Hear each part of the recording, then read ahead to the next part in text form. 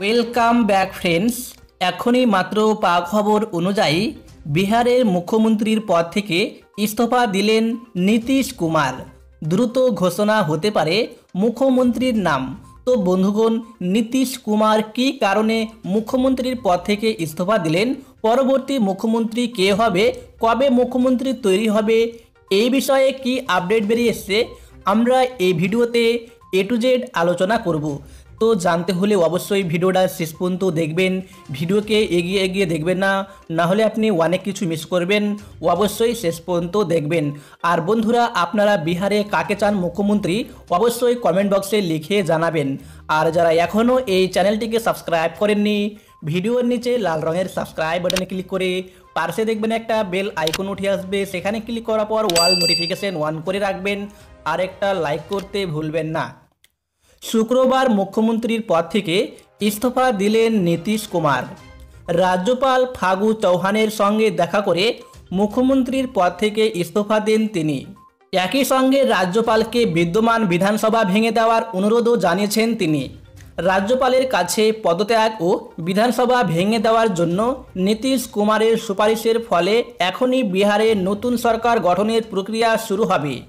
জানা গিয়েছে, রাজ্যপালও নীতিশের পদত্যাগ গ্রহণ করেছেন এবং নীতিশ কুমারকে নতুন এনডিএর সরকার গঠন না হওয়া পর্যন্ত তত্ত্বাবধায়ক মুখ্যমন্ত্রী হিসেবে কাজ চালিয়ে যেতে বলেছেন।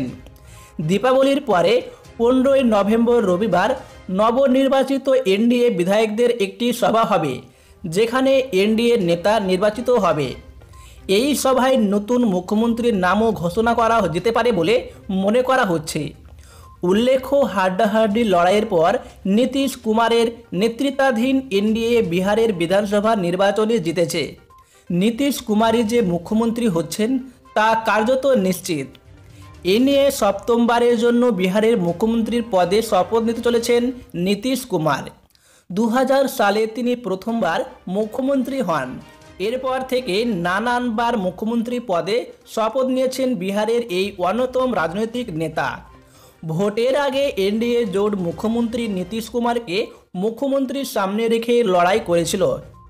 ভোটে জোটের পক্ষে আসে 125টি আসন, যেখানে ম্যাজিক ফিগার দরকার 122। কিন্তু উল্লেখযোগ্য বিষয় হলো, ভোটের ফলে এই জোটে নীতিশের জেডিইউ দলের চেয়ে অন্যশরিক বিজেপির আসন দাঁড়ায় অনেক বেশি। এমন পরিস্থিতিতে বিজেপির কিছু নেতা দাবি করেছিলেন এবার মুখ্যমন্ত্রীকে বিজেপির কোনো প্রার্থীকে করা উচিত।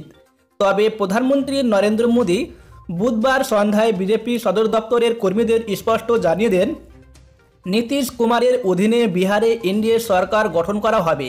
ফলে বিহারে মুখ্যমন্ত্রী হচ্ছেন নীতিশই, এমনটাই জানিয়েছেন প্রধানমন্ত্রী। তো বন্ধুগণ, আশা করি আপনারা বুঝতে পেরেছেন।